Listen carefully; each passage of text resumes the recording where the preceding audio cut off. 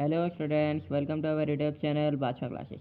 Students, आज के video में हम डिस्कस करने वाले हैं क्लास 12 के फिजिक्स का एक नया चैप्टर। आज हम स्टार्ट करेंगे जिसका नाम है chapter number 13 nuclear. Student, nuclear एक हमारा नया चैप्टर है। इससे पहले हमने क्लास 12 का चैप्टर नंबर 12 जो हमने डिस्कस किया था एटम्स, वो हमने कंप्लीट कर लिया था। आज हम बात करने वाले हैं न्यूक्लियर के बारे में। स्टूडेंट, न्यूक्लियर में क्या है, देखो मान लीजिए एटम के अंदर जो हमारा पॉजिटिव चार्ज से हम जिसको डिनोट करते थे वो हमारा न्यूक्लियस है। ठीक है, उसे हम न्यूक्लियर भी कहते हैं।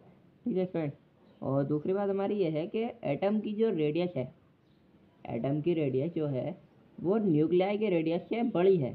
ठीक है फ्रेंड्स, देखो आज स्टार्ट करते हैं। देखो nuclear nuclear chapter number 13 nuclear आज हम स्टार्ट करेंगे। देखो मान लो स्टूडेंट, यहाँ पे कोई हमारा एटम है।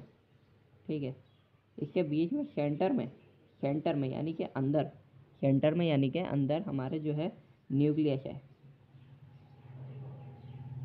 ये हमारा न्यूक्लियस है और ये जो रिवॉल्व कर रहा है हमारा इलेक्ट्रॉन रिवॉल्व कर रहा है। ठीक है, ये एंटी क्लॉकवाइज डायरेक्शन में हमारा इलेक्ट्रॉन जो है वो हमारा रिवॉल्व कर रहा है।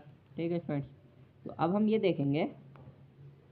देखेंगे न्यूक्लियस को, इसको किस तरीके से लिख सकते हैं कि न्यूक्लियस हमारा क्या होता है। तो देखो न्यूक्लियस, हेडिंग डालते हैं हम न्यूक्लियस। ठीक है फ्रेंड्स, न्यूक्लियस हम हेडिंग डालते हैं। एंटर मास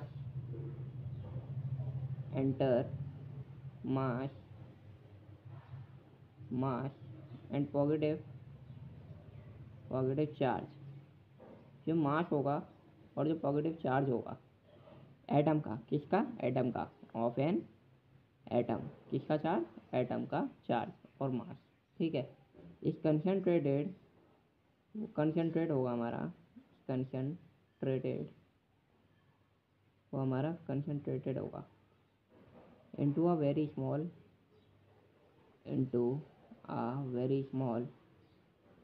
तो बहुत ही छोटा होगा, स्मॉल वॉल्यूम, बहुत ही स्मॉल वॉल्यूम में होगा। जो चार्ज होगा और जो मास होगा हमारा एटम का बहुत ही स्मॉल वॉल्यूम में होगा, उसी को हम न्यूक्लियस कहते हैं, कॉल्ड न्यूक्लियस। उसी को हम क्या बोलते हैं, न्यूक्लियस बोलते हैं स्टूडेंट्स। ठीक है, उसको हम क्या बोलते हैं, न्यूक्लियस बोलते हैं। तो अब देख लेते हैं हम रेडियस एटम की और न्यूक्लियस की क्या होती है। देखो रेडियस ऑफ एटम की अगर मैं रेडियस की बात करूँ, देखो एटम की अगर मैं रेडियस की बात करूँ तो एटम की रेडियस मेरी बैठेगी 10⁻⁻10 मीटर।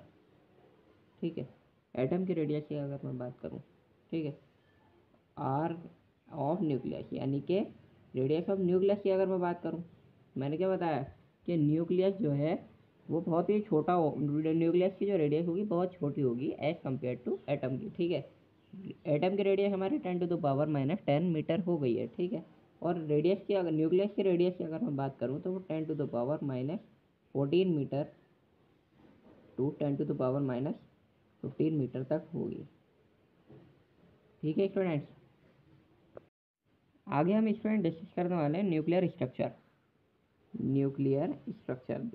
का स्ट्रक्चर कैसा होता है। न्यूक्लियर स्ट्रक्चर, वैसे तो आपने देख लिया कि एटम के अंदर हमारा इलेक्ट्रॉन जो होता है वो ऑर्बिटेट करता रहता है, यानी कि रोटेट करता रहता है। ठीक है, अब देखो न्यूक्लियस बनता कैसे है, हम सबको पता है न्यूक्लियस कैसे बनता है, न्यूट्रॉन से बनता है, प्रोटॉन से बनता है। Nucleus is made up of protons and neutron.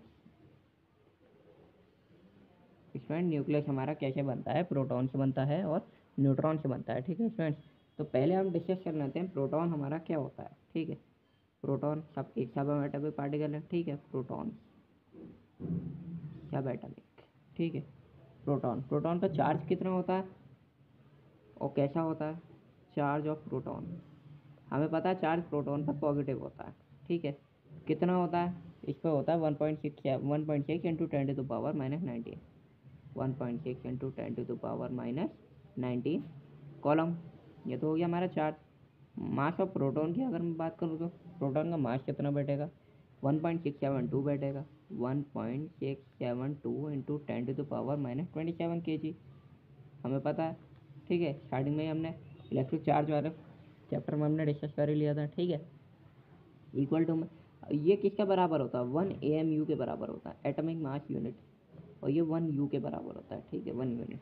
ठीक है, अभी हम इसके बारे में बात नहीं कर रहे हैं, वो केमिस्ट्री में बात करते हैं। ठीक है, देखो सिंबल क्या होता है इसका, सिंबल प्रोटॉन का क्या सिंबल होता है, प्रोटॉन का क्या सिंबल होता है, प्रोटॉन का सिंबल हाइड्रोजन होता है, क्योंकि हाइड्रोजन ही इसको सिंबलाइज करता है। ठीक है, इसके नीचे ये 1, इसके नीचे ऊपर वो ये 1, दोनों क्या मतलब 1 1, नीचे जो होता है वो चार्ज होता है, ऊपर क्या होता है, मास होता है। ठीक है, नीचे चार्ज क्या है 1.6 है तो 1, ऊपर मास क्या है 1.6 है तो 1। ठीक है, ये हो गया हमारा प्रोटॉन। अब बात करते हैं हम न्यूट्रॉन की।